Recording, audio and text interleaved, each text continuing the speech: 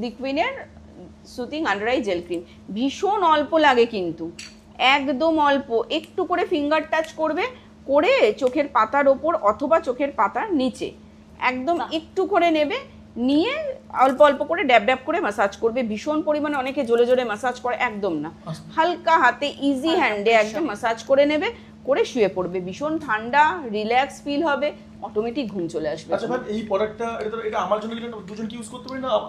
এটা যদি তুমি বাড়িতে নিয়ে যাও, তোমার বাড়িতে 8 বছর থেকে শুরু করে 80 বছরের লোক সবাই, মহিলা পুরুষ সবাই ব্যবহার করবে। এটা সবথেকে ফায়দা বল।